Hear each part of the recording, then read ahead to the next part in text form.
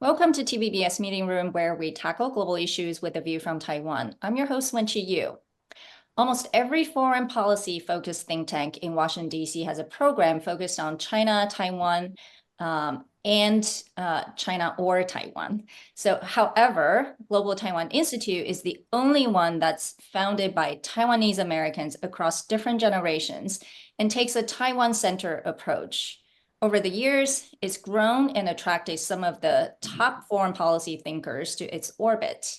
Today, we're speaking to its executive director, Russell Xiao Liangqi, to help analyze how think tanks and policymakers have approached Taiwan issues over the years. How Global Taiwan Institute came about.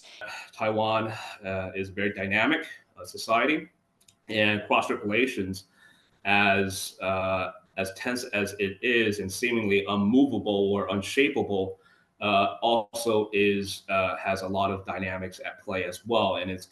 And that tendency to really only focus on Taiwan and four-year cycle really presents a large gap in people's understanding about Taiwan when you try to sort of consume all the developments that are occurring within Taiwan and around Taiwan in those four-year cycles. The other tendency is to treat Taiwan policy as a subset of a China policy. Now, I think that has changed over the course of the last decade, I would add.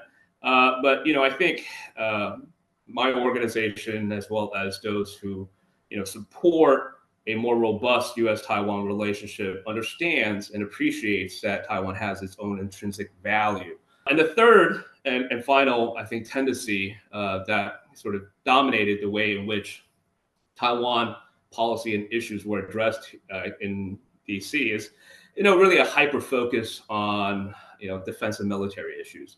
Now, clearly, this is an important and existential issue for Taiwan. But nevertheless, I think there is a much broader set of important matters that concerns both the well-being of the Taiwanese people as well as for the American people to better understand, the importance, the interests, as well as values that Taiwan can bring to the international world stage. Is there any difference between a Democratic and Republican Party approach to Taiwan? The Republicans tend to have a stronger emphasis on defense and security issues and support for Taiwan in those regards. Whereas, I think the Democratic administrations, as well as Democratic Party in general, stand for a broader policy approach that emphasizes values in international institutions. There's a greater degree of convergence now than ever before in terms of the policy approaches of the two political parties. And you see that to an extent reflected in the continuity of the approaches taken by, from the Trump administration onwards to the Biden administration.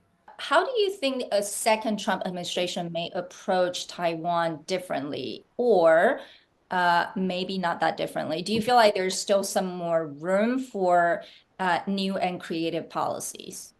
I do think it's important to be, if there were to be a second Trump administration, to really focus less about what he says and more about what he does and what his administration, and more importantly, what his administration officials do. My sense is that, in a second Trump administration, that is going to be, that there will be more continuity there, I think, in the approach of strategic competition with China, and perhaps, leveraging more, economic tools there in terms of its approaches. 想看最完整的新闻内容，记得下载 TVBS 新闻网 APP。